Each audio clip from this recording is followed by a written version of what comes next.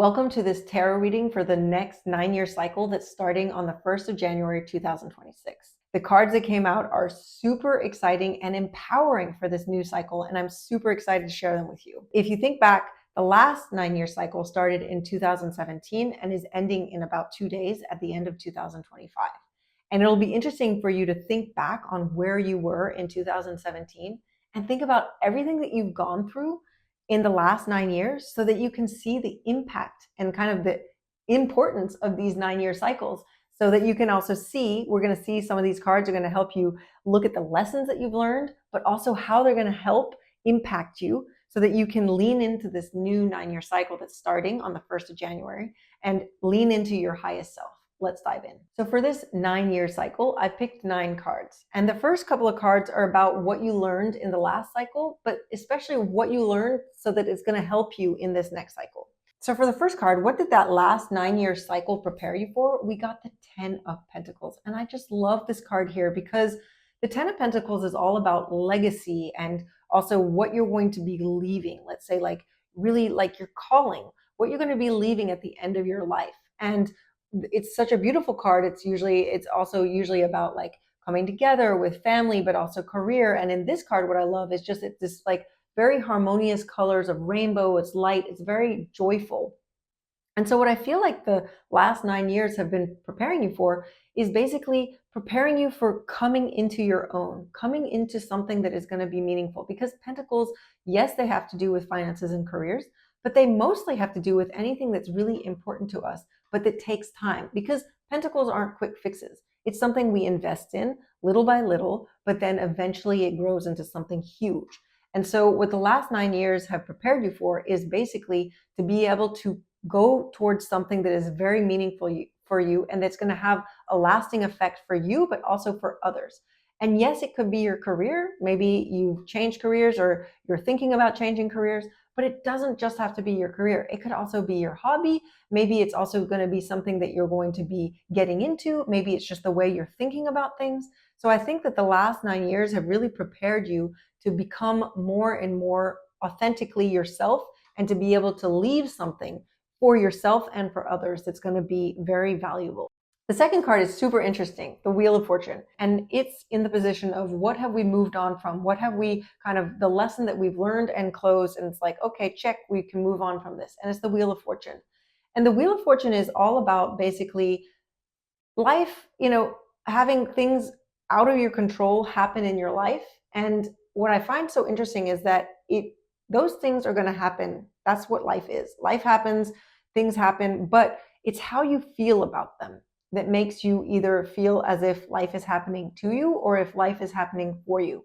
And what I'm getting here is that maybe in the last 9 years, you went through some hardships and you went through some things that were very difficult, but that at the same time, it also got you to a new place of feeling confident regardless of what happens to you.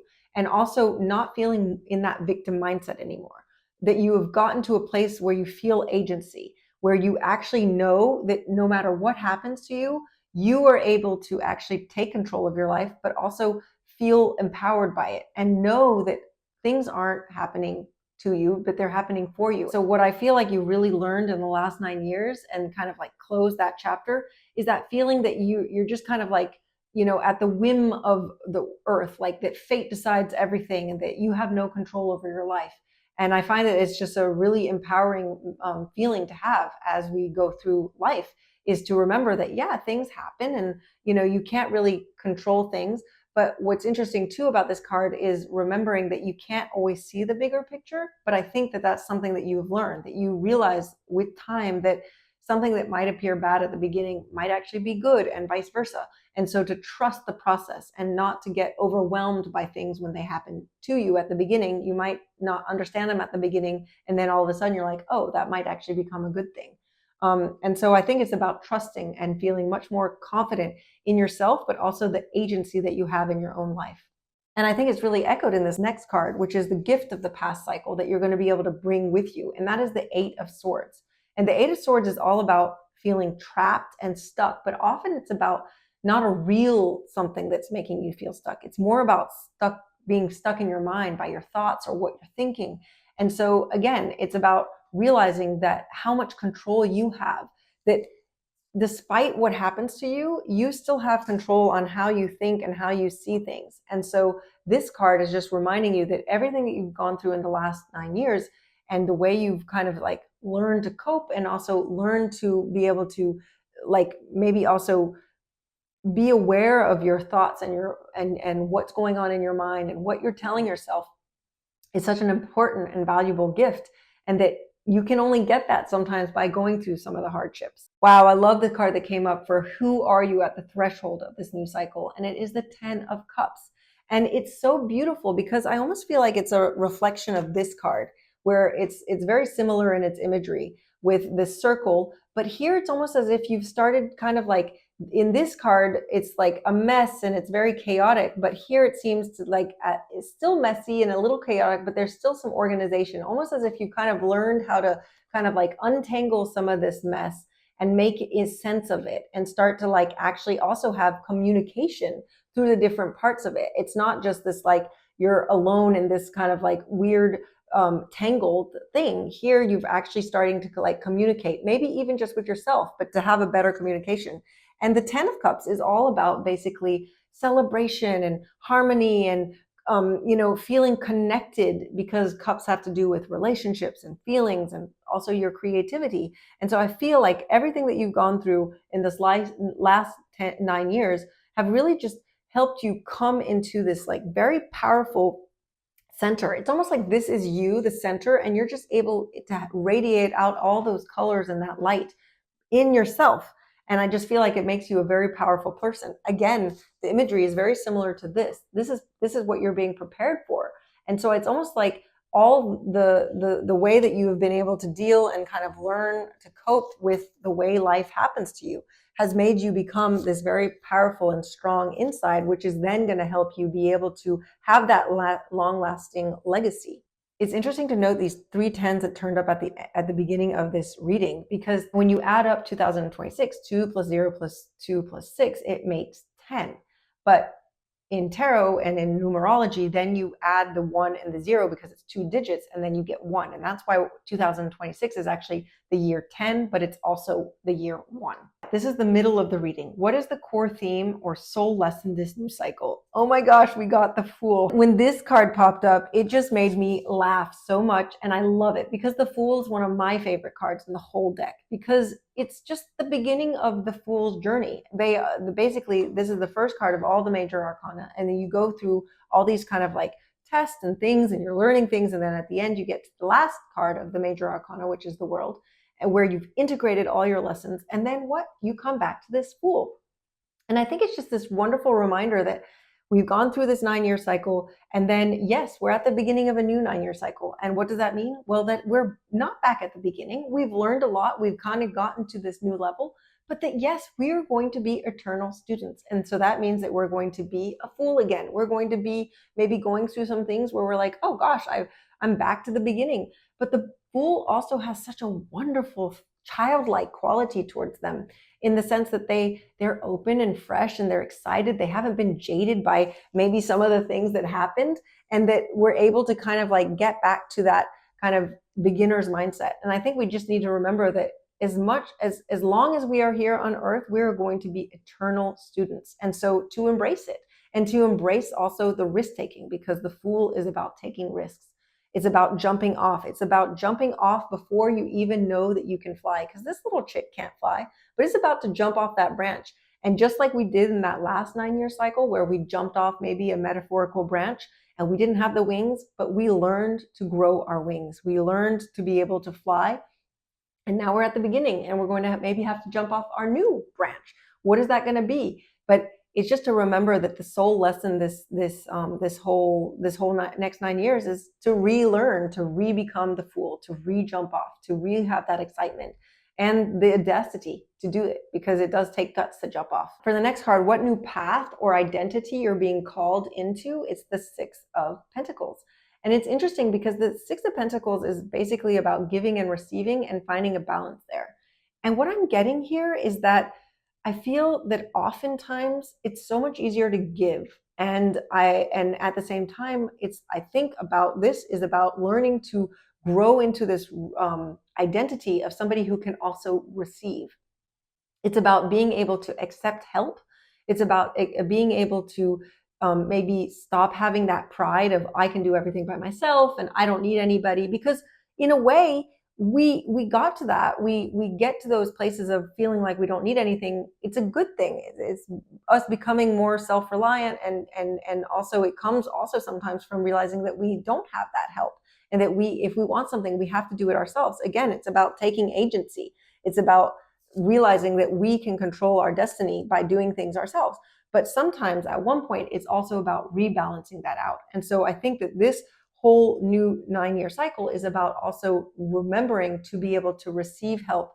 And also, I think what's interesting about this is to remember that all transactions aren't necessarily going to be even. One of the reasons, for example, I don't like to receive help is that then I feel like I owe something to somebody, and I don't like that feeling.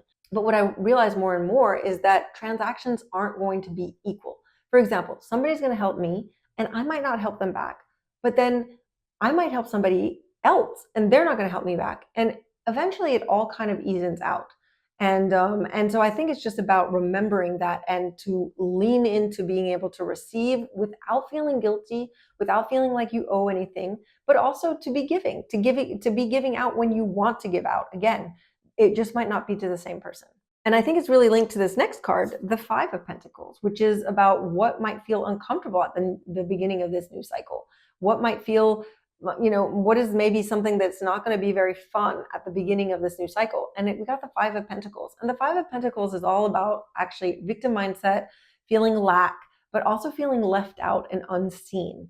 And what's interesting, though, is in this card, it's usually something that we're not seeing, that there's actually a lot of light and a lot of actually benefits, like this rain coming down on this rose is beneficial to the rose, but we're just not seeing it. And we're focused on the downside. We're focused so much down here that we're not seeing the light. We're not seeing maybe the help being offered. And again, I feel like it's linked here, is that at the beginning, we might feel as if like we're feeling left out, or maybe we're feeling like a lack of abundance, but maybe it's also because we're not accepting the help that's being offered. Maybe somebody can help you financially, but not necessarily just financially. Maybe it's just help, or by helping you like lend you something.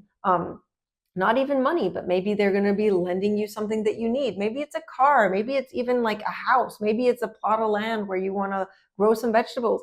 But it's about, if you're not able to see what's being offered, or if you're not accepting it, then yeah, you're going to be feeling left out, and you're going to definitely feel that lack of abundance. And what's interesting is the next two cards, what's going to help you maybe not feel that lack or, victim mindset. We got the Devil and the Eight of Pentacles, because two cards came out. And the Devil is all about basically, maybe addictions, but again, it's often in our head. They could also be mental addictions, or ways that we're kind of feeling stuck or trapped, but often, again, by our own heads, our own minds. But it also is linked to maybe material things, the material world, pleasures that are coming in the body, whether that be food or other things that come from the earth. And there's nothing necessarily wrong with that. And sometimes I feel like it might be about also re-examining our own kind of like our own relationship with those things, and asking ourselves if they are really bad, or if it's just society that's telling us they're bad. It's funny because this card came up in the reading for 2026. And again, I find it's more about re-examining our own relationship to what we feel is maybe bad, instead of actually it being very bad. And so I also think, again, it might be linked to what we think is maybe not so good, is to accept help or to accept certain things. But maybe actually if we re-examine them, it won't necessarily be so bad. What's interesting too is we also got the Eight of Pentacles. What's going to help us in this next year to be feeling aligned? And to me, I think it's about remembering to continue our craft, because the Eight of Pentacles is all about craftsmanship, of putting in the reps, of doing something repetitively until we become perfect at it. It's really getting good at our own craft. And I think it's actually linked to this. If we want to be able to have that long-lasting legacy, sometimes we have to put in the hard work. And it sometimes means that we put in the work even when we don't necessarily feel seen or recognized, or kind of like have people like accept us into their lives. It's also just about that continuation of still putting in the work. And I think that it's so interesting, especially with this last card, the message of love from our guides for the beginning of the cycle. We got the Six of Wands. And what is the Six of Wands? It's actually about recognition, success, triumph, recognition, like public recognition, especially with this one about feeling left out, about feeling unseen. This is like the response that, like, if we do put in the work, and if we do keep doing some of our shadow work, because again, we are the Fool, so this next cycle, it's going to have its own set of shadow work to be working on, and that we just need to embrace that, and also re-examine our own kind of like what is really truly inside of ourselves, like our values and what we think is good and bad. I think that is what will help us be able to fly up, fly away from these brambles, and finally be able to spread our wings, and from spreading our wings, be successful and be finally recognized.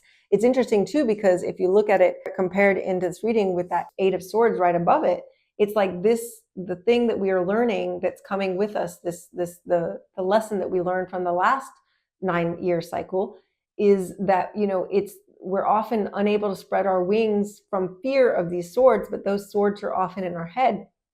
Well, if we're able to finally kind of like use that in this next 9-year cycle, we will be able to spread our wings and fly up and finally get away from some of those kind of brambles and maybe more hardships that come from maybe being stuck in our mind again. I really love seeing this last card here in this, like, it's a very empowering card of a message of love from our guides, because it's just giving us so much, I don't know, inspiration to remember that, like, when we are going to be, that Fool jumping off and we are going to learn, we will be able to fly. We just need to trust the process.